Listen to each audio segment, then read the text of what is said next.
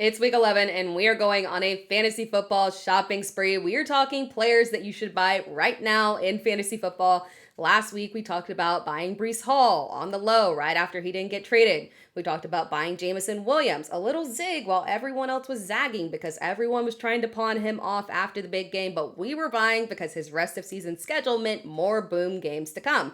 And look what happened. We also talked about RJ Harvey, who now, with the injury to J.K. Dobbins, could be a weekly must start RB1. So let's freshen up this list with more buys. Actually, you know what? I changed my mind. I'm also going to give you one sell, just one sell, a player to keep your eye on at the end of the video. So stick around because this one is pretty critical and might surprise you.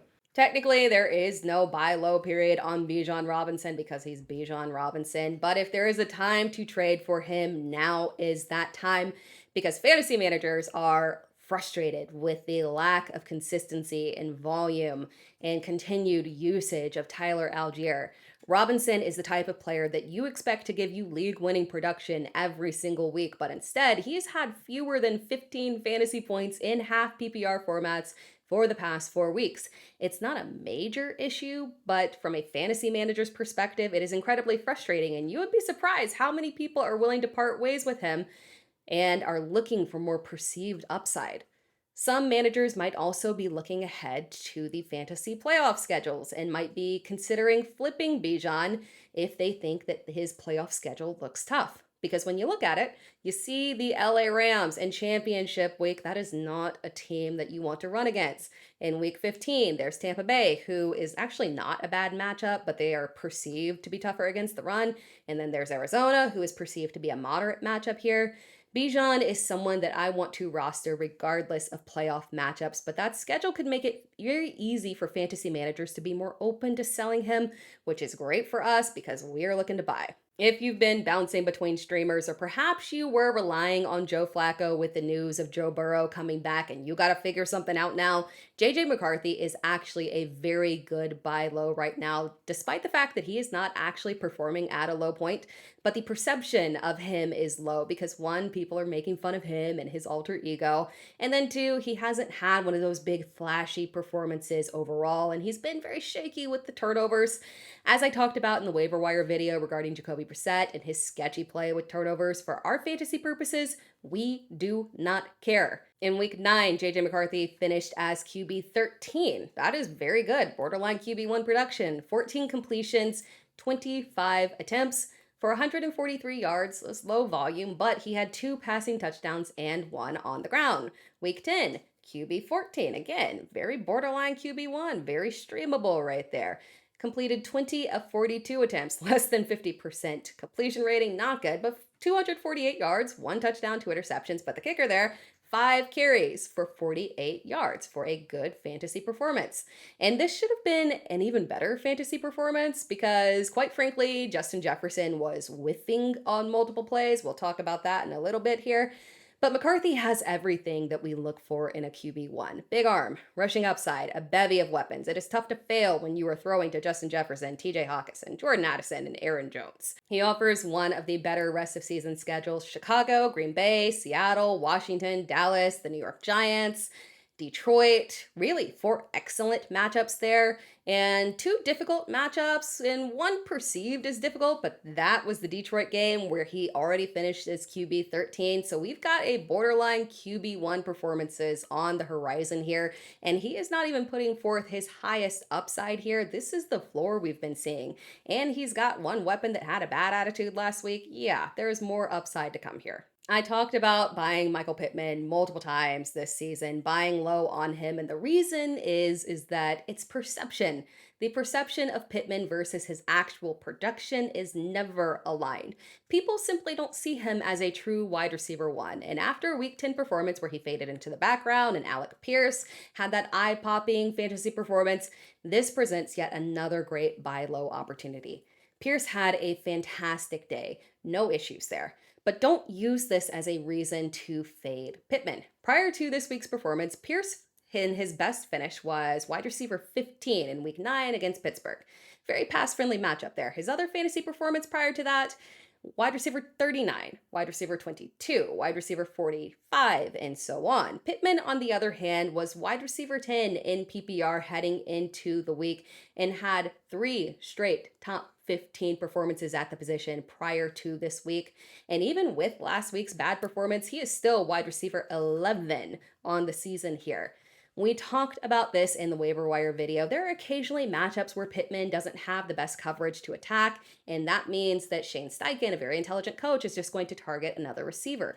But by no means does this week's performance mean that suddenly Pittman has been phased out of the offense. He is a true wide receiver 1, and this is an excellent time to buy low. Theo Johnston, we talked about him in the waiver wire video. He has carved out a very nice, consistent, prominent role in the Giants offense. And we look at him since week 4. He has had 5 double-digit fantasy point performances in 7 games, ranging from 10 fantasy points to 21 fantasy points. That is a good floor with a super high ceiling in PPR. Now, there were times where the floor went below that, a couple of 5-point matchups against Philadelphia, but those were 2 games specifically against Philadelphia there. That means that it's just a bad matchup, not something that we would expect from him on a weekly basis, because outside of those 2 specific games, his floor has been 10 fantasy points over that stretch. And over that stretch, he has scored 4 touchdowns here. So he's got high touchdown equity, good targets, a high ceiling here. And we look at week 4 specifically, I mentioned this before, because that was Jackson Dart's first start. So there is a clear correlation here between the 2 players. Now, again, the only bad news here is that Dart obviously exited the game with the concussion there. So week 11 would theoretically not be ideal with Russell Wilson starting there, but we do have the caveat that Darius Slayton is dealing with a hamstring injury. So perhaps the targets will be narrowed down specifically to Wan'Dale Robinson and Theo Johnston. And then additionally, change in regime here a little bit. There's no telling. We could potentially see Jameson Winston here. And if we were to see Jameson Winston, that would be Theo Johnston to the moon here. But still, rest of season, Johnston should be a very reliable streaming option. His playoff schedule is very nice. Washington, Minnesota, Vegas. He should put up tight end 1 numbers in those matchups. We talked about this when we talked about JJ McCarthy. This game should have been so much better for Justin Jefferson. If the fantasy manager in your league that rosters him didn't watch the game, they might look at his 4 receptions on 12 targets and assume that JJ McCarthy was a hot mess. And while JJ McCarthy was not perfect by any means necessary, Justin Jefferson's issues were on himself there. He did not look like his usual self. He had a lack of effort. He even dropped the touchdown passes. This is something that the Vikings have actually talked about as well. It was not JJ's fault here. So when you look at Jefferson's production overall in the season, we got another reason why he is a potential buy here, a buy low option here, is because he's only had a couple of strong games this season. The rest have been very mediocre, but at the end of the day, he is still Justin Jefferson. And most of that did not come with JJ McCarthy. That was with Carson Wentz. But when we look ahead to the rest of season schedule here again, and we're expecting this improvement from JJ McCarthy as he progresses in his young career, there's upside coming for Jefferson here. As I mentioned, the Vikings have one of the best remaining strength of schedules in the league, making Jefferson a very strong buy low candidate here. We talked about Quentin Johnston versus Keenan Allen in the start sit video last week here, and Sunday's game clarified things in the Chargers offense for us. There has been a noticeable shift in snaps for Keenan Allen over the past several weeks. We talked about this in the video here, and it has made him a very untrustworthy start. In weeks 8 and 9, he played under 40% of snaps. In week 10, he did get a little bit of a boost there, but that was likely tied to them playing him towards the end of the game, trying to get him that Chargers reception record. Despite that effort, he still only saw 5 targets, and that is the same number that he had in each of the past 2 previous games as well. Meanwhile, we've had Trey Harris's snaps continue to rise here. Quentin Johnston remains the clear wide receiver 2, the one that hasn't been affected alongside Ladd McConkey here. While it wasn't a massive fantasy outing, he did have multiple near big plays and he did see double-digit targets. That volume is enough to give him a solid floor and continued big play upside. You want to buy now on him. And when we look at this offense, it is Ladd McConkey, Oronde Gadsden, Quentin Johnston from a pass perspective. Johnston is a good buy low now. We talked about Tej Johnson in the waiver wire video. He should be rostered. If you manage to grab him off waivers, that's great. If you don't, or if somebody else already rosters him in your league, trade for him. Because we We got this timeline on Chris Godwin. Late November, early December for his return. Do I buy it? I don't know. I don't trust the Bucks here, but regardless, are we going to pass up multiple weeks of strong wide receiver 2 production from Johnston just because at some point we might see Chris Godwin return? No. Since becoming the starter in week 6, the Bucks have played 4 games and none of them were easy. I mentioned that because I don't want you to think that Tez has been thriving here in layup matchups here. And it has also been with Baker Mayfield going through struggles here. Again, it's been very impressive despite this not being an ideal situation. He has had between 9 and 20 fantasy points in every game since becoming a starter, and 4 touchdowns over that span. That is highly impressive here. And that is with Emeka Ibuka being the clear wide receiver 1 here. No question there. Baker Mayfield is a high volume quarterback. It is enough to also support Johnston as the clear wide receiver 2 with weekly fantasy relevancy for us. Now, again, Godwin might not return. That timeline might not line up to our fantasy playoffs. So if Godwin does not return for our fantasy playoffs, Johnston's playoff schedule is Atlanta, Carolina, and Miami. Atlanta, tougher on wide receiver 1s. That should be a good matchup specifically for Tess Johnston. Carolina has completely fallen apart on defense, unfortunately. And then Miami, which has traditionally been a very positive wide receiver matchup there.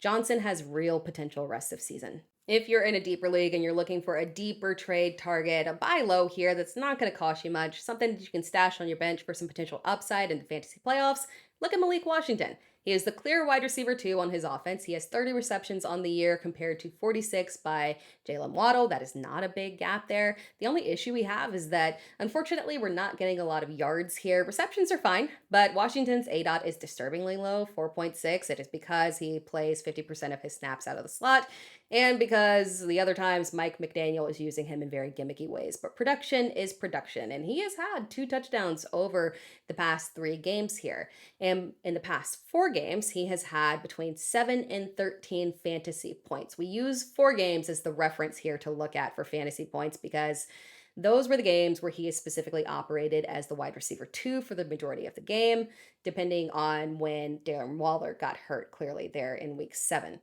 That was the game where Washington had 8 points there. So that means that Washington is the clear wide receiver 2. He's got a decent fantasy range, but one caveat here, it is definitely only for full PPR leagues, not for half PPR, definitely not for standard here.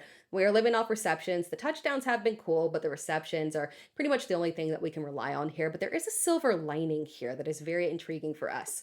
Miami's early season schedule was flat out awful, which is arguably why they struggled significantly here. Now, the back half, so much more appealing. There are, a couple difficult matchups here, but plenty of games against poor defenses or ones that at the very least should lead to high passing volume opportunities here. And Miami's playoff schedule, that is the key here. I talked about it here before. In week 15, they face Pittsburgh. And that is a very generous pass defense there. In week 16, they face the holy grail of matchups there in Cincinnati. And in week 17, a pass encouraging matchup with Tampa Bay. Now that's sell that I was talking about earlier. Now you might be wondering why I'm saying that we might need to sell Justin Herbert, but I talked about Quentin Johnston as a buy. That is because regardless of if Justin Herbert struggles from a fantasy perspective, he is going to have to throw for volume here. So pure volume is perfectly fine for Quentin Johnston, but for fantasy purposes for Justin Herbert, we got to watch out for him here. Now again, this is not necessarily a trade that you make right now, but something to keep your eye on and act very quickly if what I tell you does happen. Last week, Justin Herbert was in an excellent match against Pittsburgh. It should have been an absolute smash play. He should have had over 300 yards, multiple passing touchdowns. Pittsburgh's pass defense has literally been the most predictable layup matchup all season. With the exception of Dylan Gabriel, every single quarterback has scored multiple touchdowns on them. Now, whether that was through multiple passing touchdowns or one passing and one rushing, it has been multiple touchdowns. And every quarterback has thrown for at least 218 yards against the Steelers, and that low mark came from Justin Fields. In fact, the only defenses that Fields performed better against were Miami, Dallas, and Cincinnati. That gives you an idea of just how poor the Steelers' pass defense has been. So for Justin Herbert to come out with just 220 passing yards and one touchdown is just kind of unfathomable here. This was the first game where the Chargers were without Joe Alt. So that is the issue that we are monitoring here because he is out rest of season. So the big question we have is that did Pittsburgh just suddenly figure things out on defense, or was it the Chargers' offensive line struggling to handle pressure with all of their injuries? Herbert was sacked 5 times and he was knocked around all game. Now he faces Jacksonville, another very pass friendly matchup here. We saw them get shredded by Davis Mills last week. Geno Smith threw for 4 touchdowns on them. That's crazy. We even saw against CJ Stroud going back to Houston when the offensive line was struggling more. CJ Stroud even looked competent against them. This is a critical game for Justin Herbert fantasy managers. If he has another subpar game in this outing right here, you need to find a league mate and sell him immediately. Now, Herbert has a week 12 bye, which is actually a convenient excuse because you can pawn it off as like, hey, I gotta move him because he's on a bye. I gotta make some moves here instead of like trying to bail out because you're panicked here on him. But after the bye, you're selling him again because this is a brutal rest of season schedule. The Chargers face Vegas, and then they face Philadelphia, Kansas City, a newly revamped Dallas defense, and the holy grail of matchups that you do not want to face in Week 17, Houston. Week 11 against Jacksonville is your barometer for whether or not you can roster Justin Herbert rest of season. Thank you so much for watching this video. If you enjoyed the video, be sure to like the video and subscribe to my channel. You can find me across all social media platforms at It's Tara Time, so make sure that you are subscribed, turn on notifications, and tune in because I am bringing you more fantasy football content all season long. Every week I've got you covered with top waiver wire ads, stashes, live shows with Q&A where you can ask me anything, and so much more.